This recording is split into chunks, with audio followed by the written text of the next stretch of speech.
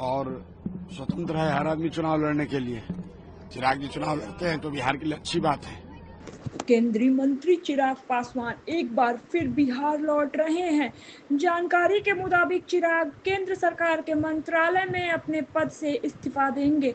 इसके साथ ही चिराग पासवान बिहार विधानसभा चुनाव लड़ने वाले हैं। इसकी चर्चा तो बीते कई दिनों से थी, लेकिन अब जाकर जब पार्टी ने यह फैसला लिया तो इसको लेकर बिहार की रियासत में सरगर्मी बढ़ गई है।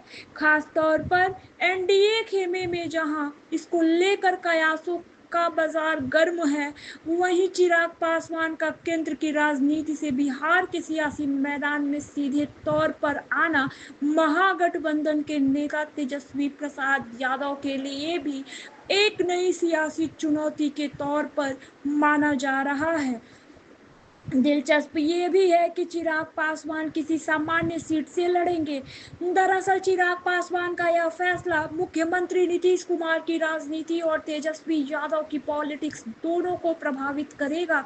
आने वाले समय में यह इस मायने में महत्वपूर्ण है कि मुख्यमंत्री नीतीश कुमार अपनी उम्र और सियासी रूप से ढलान की ओर है। आने वाले समय में वह 2025 में एनडीए का चेहरा जरूर है, लेकिन इसके आगे की राजनीति में वह कितना सक्रिय रह पाएंगे, यह देखने वाली बात होगी। ऐसे में चिराग पासवान की पार्टी को लगता है कि आगे एनडीए में एक फेस की दरकार होगी जो चिराग पासवान भर सकते हैं। बिहार में युवा नेतृत्व के तौर पर तेजस्वी यादव बड़ा कद दिखता है, क्योंकि उनके साथ लालू प्रसाद यादव की सियासत की विरासत भी है।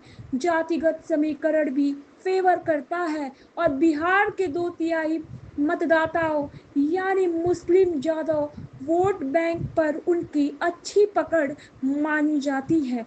लेकिन सवाल यह है कि क्या चिराग पासवान तेजस्वी यादव के लिए चुनौती साबित हो सकते हैं। जाहिर तौर पर राजनीति में बदलते वक्त के साथ कई समीकरण भी बदलते हैं और उतार चढ़ाव भी आते हैं। चिराग पासवान अगर चुनावी मैदान में आते हैं तो तेजस्वी यादव की चुनौती बढ़ जाएगी, क्योंकि अभी तक बिहार में युवा चेहरे के तौर पर तेजस्वी यादव के बाद एक प्रशांत किशोर दिखते हैं और अब चिराग पासवान भी होंगे।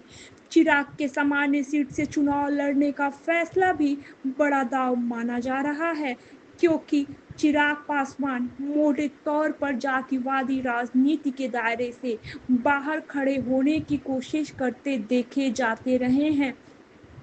चिराग पासवान युवा वर्ग में जातिगत दायरे से बाहर भी लोकप्रिय हैं और बिहार में जहां भी जाते हैं वहां उनको देखने सुनने के लिए भीड़ उमड़ पड़ती है। नए जनरेशन को वह इस मायने में पसंद है कि अपनी भाषणों में उन्होंने कभी जातिवादी राजनीति करने की कोशिश नहीं की।